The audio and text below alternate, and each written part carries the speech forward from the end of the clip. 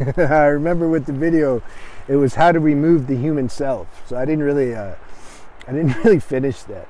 So how does who remove what self? I'm not saying that to be clever. I'm saying that as an introspection, because this will help bring clarity to what we're really what we're saying here. When there's clarity, then there's consciousness. When there's consciousness, then things start to transcend and evolve. So what is saying, I want to remove this human self? You can say it's a deeper intelligence that's saying that. Because our spiritual nature, God's made this instinct, put this instinct, downloaded this into this being, that we want to experience peace and balance and contentment. So at some point in our evolutionary journey, we realize, wait a minute, this human ego self is causing a lot of trouble. And I want to be at peace now. You see, that software has activated now to be at peace, because we've tried all the nonsense out in the world and the money and the girls and the guys and everything. It doesn't work. It's a counterfeit pleasure, and it dies real quick. We had to try that, though, to get to where we realize that and want the peace. See, it's all good. So now our higher intelligence realizes, it's like, I want to get rid of this human ego self. It's just like, I'm done. Like, okay, I've wore those clothes. I've grown out of it now. But then you realize, damn, but I can't get rid of it. Strong. The habits, the tendencies, everything's strong, because we've spent years or lifetimes, vivifying these habits. So how do we get rid of the human self? The more attention we place on this non-dualistic self, the more this human self is going to fade. The human self can't get rid of itself. It's impossible. And people try to do that, and they're not aware of it. So be aware of it. Put that in your introspection.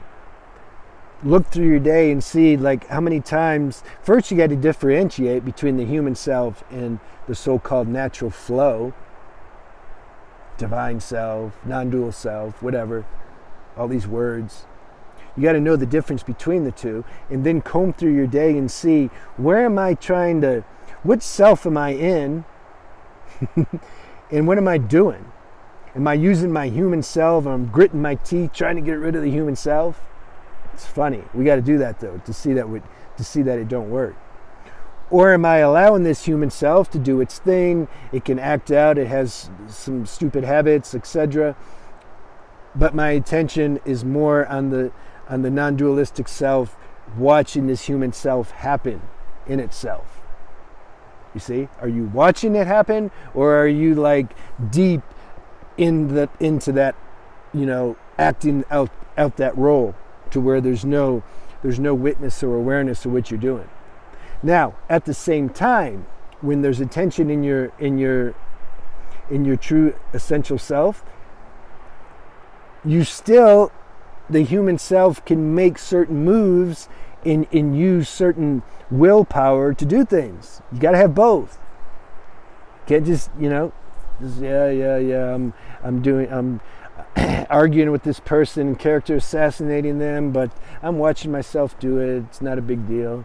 Somebody cut me off, and now I'm cussing them out, but it's okay. No, we gotta work on practical level too. Catch yourself in the middle of doing something, use some willpower and stop it.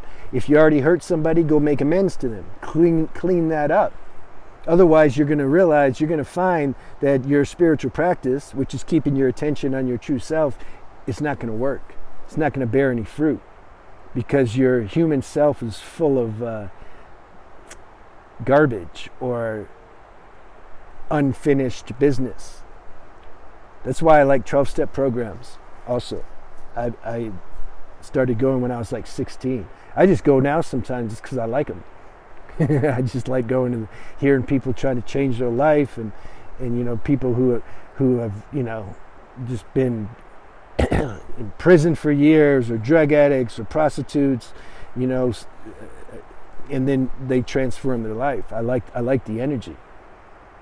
But the program is about the steps. You do an inventory of yourself.